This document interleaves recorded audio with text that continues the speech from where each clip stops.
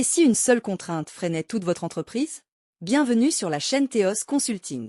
Découvrez comment un concept si simple et si puissant est souvent ignoré. La théorie des contraintes. Elle libère le potentiel caché de vos processus et booste vos performances. Bonjour à tous, aujourd'hui on plonge dans la théorie des contraintes. C'est une philosophie de management vraiment puissante, pensée pour booster la performance de n'importe quel système, que ce soit une usine, la gestion d'un projet ou même son organisation personnelle. On a tous connu cette situation frustrante, non? Toute l'équipe se donne à fond, met beaucoup d'énergie, et pourtant, les résultats n'avancent pas. C'est comme s'il y avait un frein invisible qui bloque toute la machine. Eh bien, la théorie des contraintes nous donne une explication super claire à ça et surtout une méthode pour s'en sortir. Tout part de cette métaphore qui est simple mais fondamentale. Chaque processus, chaque entreprise, c'est une chaîne. Et sa solidité, sa performance globale, elle ne dépend pas de la moyenne de ses maillons. Non, elle est dictée par la performance de son unique maillon, le plus faible. C'est ça qu'on appelle la contrainte. Et c'est là que ça devient vraiment intéressant, et même un peu contre-intuitif. Toute amélioration qui ne cible pas ce fameux maillon faible est en fait une illusion. C'est une perte de temps, d'argent, de ressources, parce que ça n'augmentera jamais la performance de l'ensemble du système. C'est exactement pour ça que tant d'efforts d'optimisation locale ne donnent au final aucun résultat global. Alors, formalisons un peu. La théorie des contraintes, ou TOC, a été développée par le docteur Eliahu Goldratt. Il l'a rendue célèbre d'une manière géniale à travers un roman d'affaires publié en 1984, Le But. C'est un livre qui a littéralement transformé la pensée managériale parce qu'il se lit comme une histoire captivante. Bon, pour appliquer la TOC, la toute première chose à faire, c'est de changer sa façon de mesurer le succès. La théorie nous dit de nous méfier des indicateurs comptables classiques qui, bien souvent, nous envoient dans la mauvaise direction. La TOC, c'est un vrai changement de paradigme, surtout par rapport à la compta traditionnelle. D'habitude, un gros stock, c'est un actif sur le bilan. Ça pousse donc les managers à produire, même s'il n'y a pas de vente, juste pour que les chiffres aient l'air bons. Mais pour la TOC, ce stock, c'est tout l'inverse. C'est un passif, c'est de l'argent qui dort, qui est bloqué, qui prend de la place et qui coûte cher. Rien que ce changement de perspective, ça change toutes les règles du jeu. Le but n'est plus de faire tourner chaque machine à fond, mais de fluidifier le système dans son ensemble. Du coup, la TOC se pilote avec 3 indicateurs, et seulement 3. Le débit, c'est l'argent qui rentre, grâce aux ventes. L'inventaire, c'est l'argent qui est immobilisé dans le système. Et les dépenses d'exploitation, c'est l'argent qu'on dépense pour que tout tourne. L'objectif est donc simple et clair, augmenter le débit tout en baissant l'inventaire et les dépenses d'exploitation en même temps. Bon, d'accord, mais comment on fait, concrètement?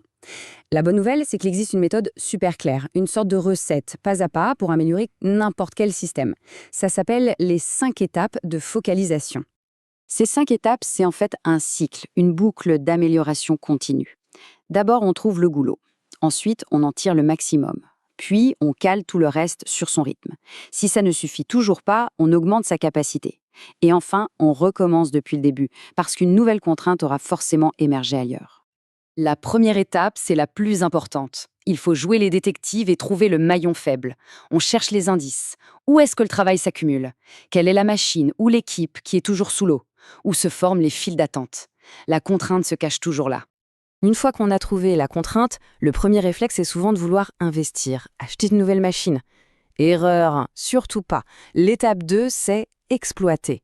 Ça veut dire qu'on va d'abord presser le citron au maximum, tirer le meilleur de ce qui existe déjà. On s'assure que la contrainte ne s'arrête jamais pour rien, qu'on ne lui donne que du travail de qualité et que son temps est utilisé de la façon la plus intelligente possible. On arrive à l'étape la plus difficile à faire accepter mentalement, la subordination. Ça veut dire que toutes les autres parties du système doivent ralentir pour se caler sur le rythme de la contrainte. C'est simple, une machine qui n'est pas une contrainte et qui tourne à 100% ne fait que créer du stock et du désordre si la contrainte ne peut pas suivre.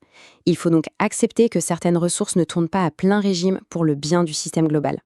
C'est seulement après avoir exploité et subordonné qu'on peut enfin passer à l'étape 4, élever. C'est à ce moment-là, et seulement là, qu'on peut envisager d'investir de l'argent. Et là, l'impact peut être spectaculaire.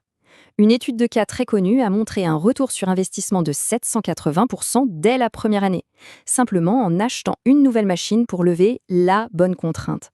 Ça prouve bien qu'un investissement bien ciblé a un effet de levier énorme sur tout le système. Passons maintenant à la pratique. Ok, subordonner, c'est bien joli, mais comment on fait ça en vrai? Pour ça, il y a un mécanisme très concret qui s'appelle le système tambour, tampon, corde. Ce système, c'est vraiment le cœur de la mise en œuvre de la TOC. Le tambour, c'est la contrainte.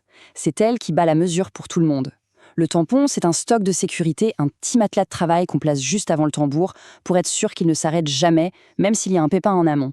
Et la corde, c'est comme une laisse. C'est le signal qui dit au tout début de la chaîne « Ok, tu peux envoyer du nouveau travail, mais seulement au rythme où le tambour le consomme. » C'est ça qui empêche de créer du stock inutile.